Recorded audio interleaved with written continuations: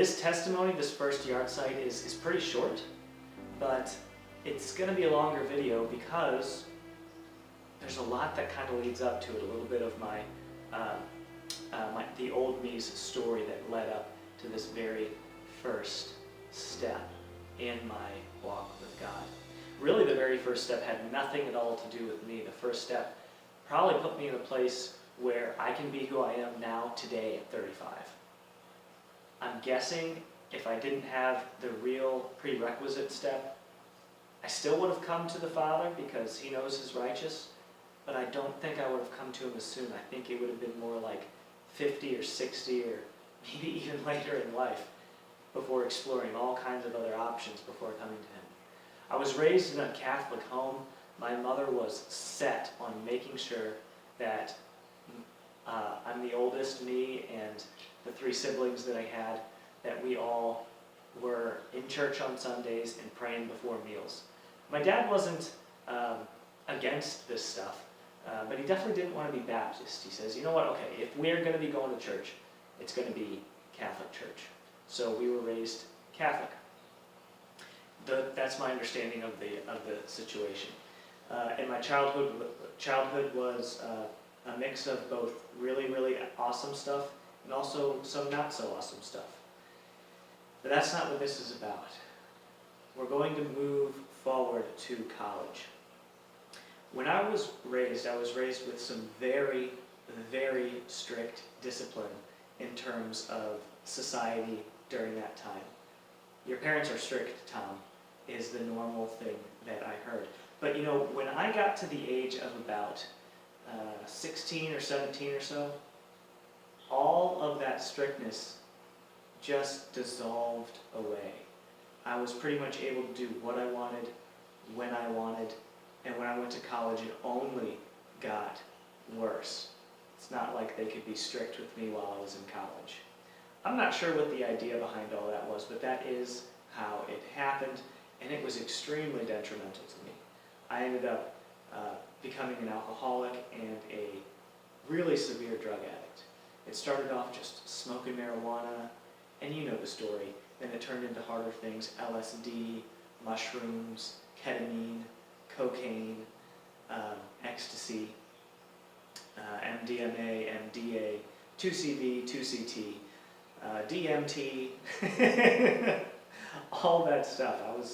I was a crazy hippie. I had dreadlocks. I lived in a van for a time.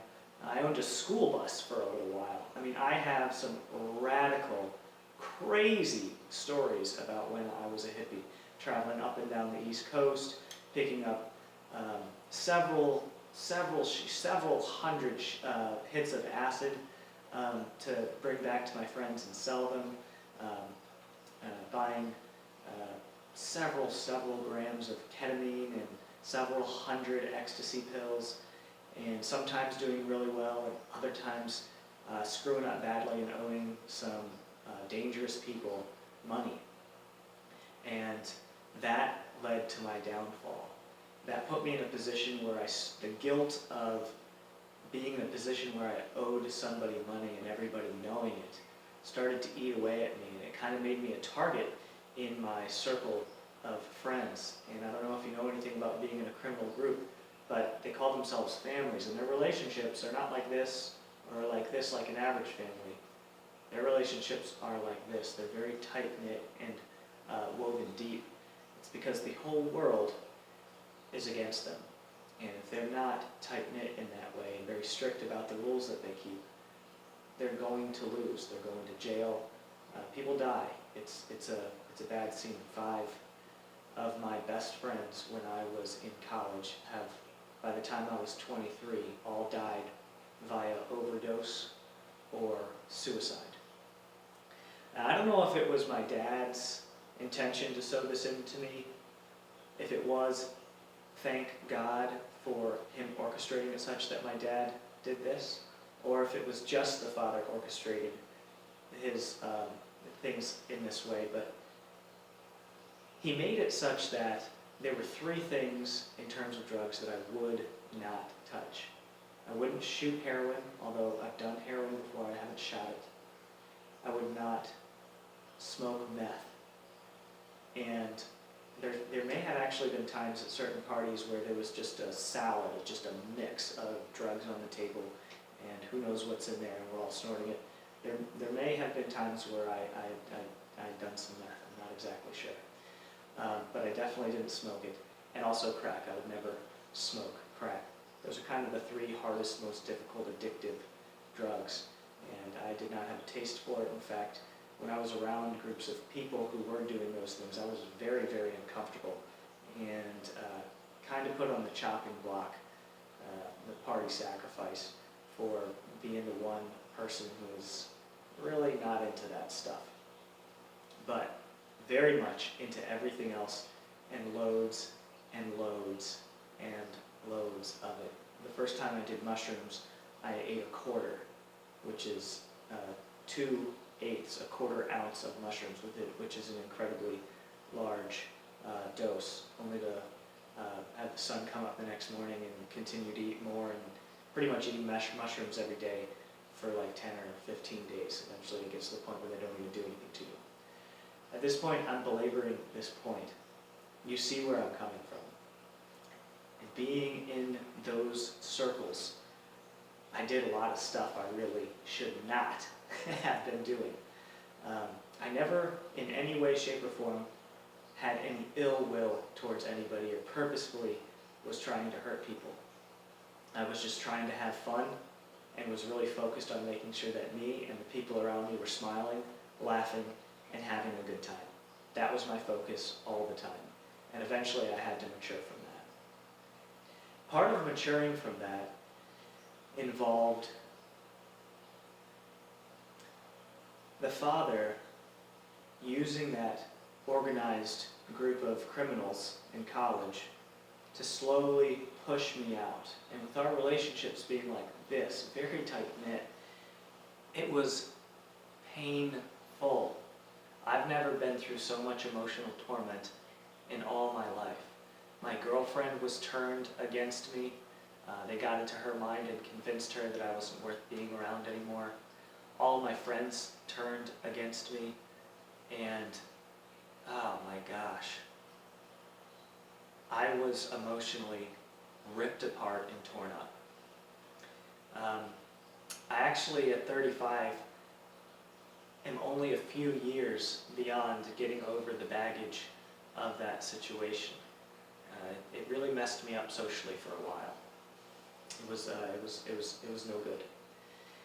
The second thing that came out of that is wonderful that I've learned is that a lot of times people will say, that's so good that you've gotten over alcoholism or an addiction to psychedelic drugs or whatever, but like, they've made you who you are. Aren't you glad you've been through that?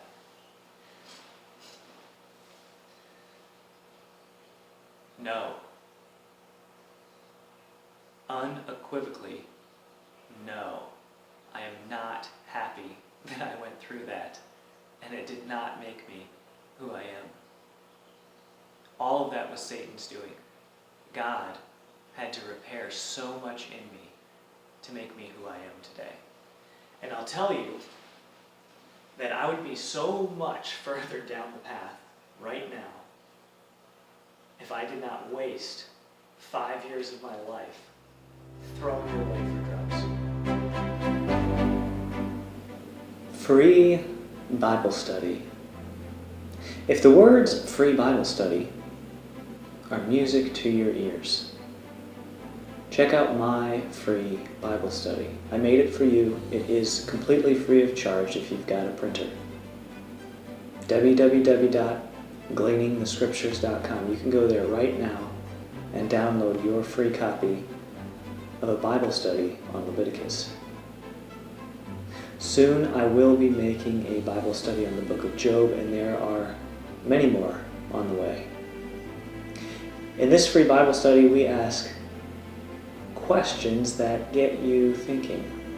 Questions like, have animal sacrifices saved anybody? Ever? Go to the Gleaning the Scriptures website and enjoy your free copy of the holiest place on earth, today. So moving forward, after this time, well, it wasn't actually after, this was like right in this transitionary period. Here's the Yahrtzeit. I'm laying in bed with my girlfriend in Blacksburg, Virginia, right outside of Virginia Tech. She was a engineer of some sort, working with something that's called something like electron scanning microscopes. It was my understanding that she was in her last semester, just getting those credits in order to go on to her master's degree somewhere down south. And I was just being a drug dealing, jewelry making hippie.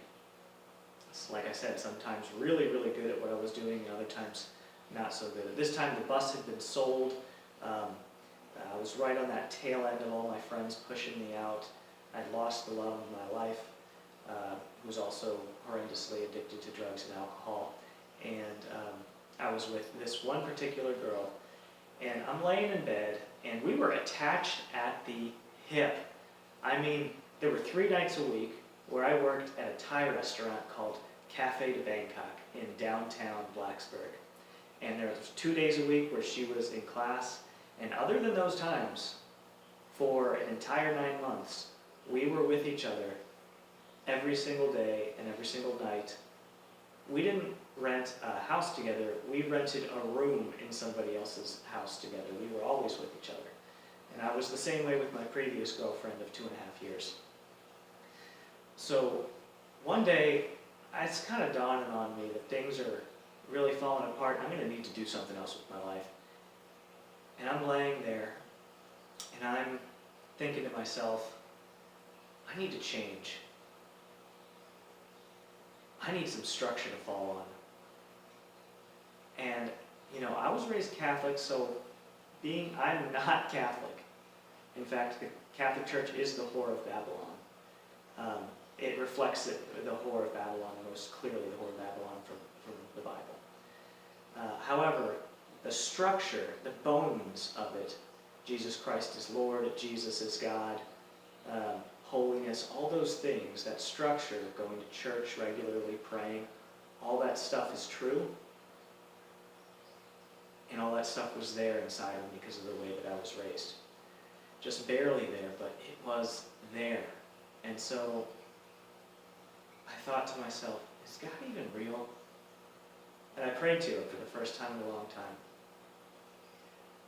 I said, God, if you're real, and I had no business asking him this, but I said, God, if you're real, I want to know it for sure. I want you to make my girlfriend be gone the whole next day, tomorrow. And then I went to sleep. The next morning, my girlfriend woke up, my ex-girlfriend now. She woke up and she says to me, Tom, I'm going over to these such and such friend's house. Okay, that's okay, all right. They come and pick her up, and she was gone all day long. Came back, and everything went on as normal. We ended up moving from there to the Outer Banks and ended up breaking up there. But that was the only time in that whole relationship where she ever just up and left for a day and then came back. Exactly what I asked God to do. And that is what he did. That was the very first step in me learning about who he is. Thank you for taking the time to watch this. I'm kind of hoping that these Yahrtzeit testimonies are going to help others who need that help, encourage those who are on the way, and be a guide for mentors who are watching these videos. Revealing a little bit more about who I was and transitioning into what makes me who I am. The next Yahrtzeit, the second one, is repentance. The third one is salvation, and then the fourth one is a surprise. I wish you a Shabbat Shalom, and I pray that the Father, he blesses you incredibly, that he blesses your network incredibly, and that he pours his goodness out in you and through you and gives you selflessness to him first, and then to your fellow man in such a way that causes you to grow in stature in His eyes and in the eyes of men.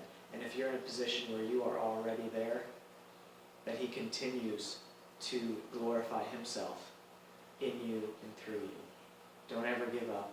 He always has work for you to do. If you're breathing, you have work to do. God needs you. He loves you. And His desire is for you. Amen.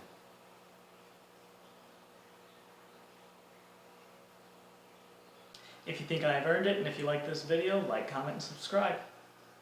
If you want to watch another one, there should be several videos popped up on the screen. Just click right on them and it'll take you right to it.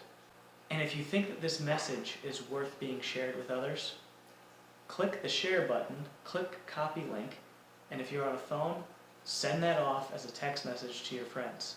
Not only will it bless me, it'll bless you, as it has, and of course, I think they'll appreciate it too. Shalom.